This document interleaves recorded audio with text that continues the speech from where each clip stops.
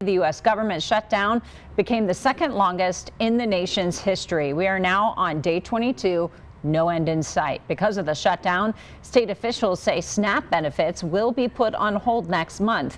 That means hundreds of thousands of families will have to find another way to put food on the table. Good evening and thank you for watching News 5 at 6. I'm Diane Derby. Many of those people turn to food banks in times of crisis. Today, Governor Jared Polis came to Southern Colorado's largest distributor to those food banks, KOAA.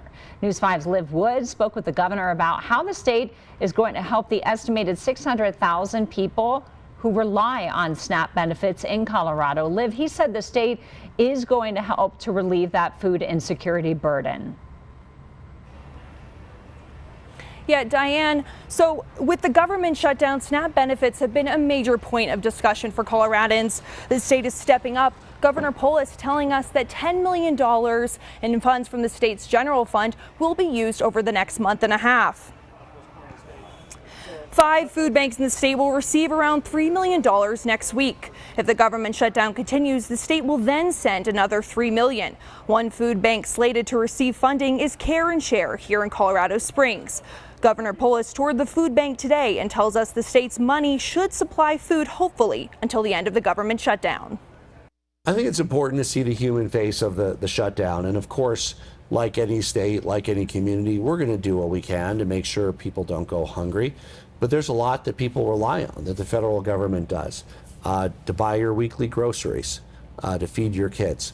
And the sooner that we can get government reopened, the sooner that work can continue.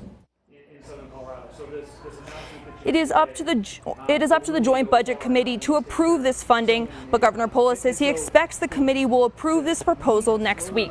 He says his plan is for the state to provide money until December, but he is hoping that the community will step up. We will have a link on our website for those donations. In Colorado Springs, Liv Wood, News 5. Liv, thank you. KOAA supplies food to several smaller food pantries in our area. One nonprofit in Pueblo says they receive nearly 75% of their food from KOAA. News 5's Eleanor Sheehan explains how Pueblo Cooperative Care is trying to manage its supplies since the government shutdown. Cans of fruit, boxes of cereal, and bags of beans are being packed up and handed out to families in Pueblo County.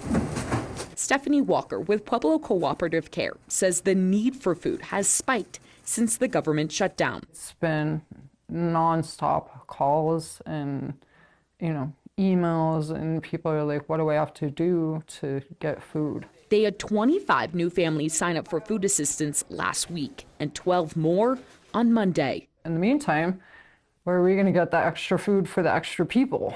Are you worried about your supply dwindling? Oh yeah, our warehouse is starting to get empty. Take a look. She says this is not normal. Empty shelf after shelf. It's definitely declined, and we're just trying to do the best we can with what we have. Walker says Pueblo Cooperative Care is hosting several food drives and is also working with local farmers in Pueblo County to bring in more food. We have more mouths to feed. So every can counts. Our community is hungry. We need help. So whether it's donating food or donating monetarily, we're here to make sure they can get some food.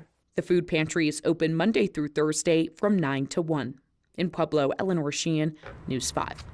Eleanor, thank you. This is New at 6. A restaurant in downtown Colorado Springs will offer free meals and drinks to all federal employees and their families impacted by the shutdown.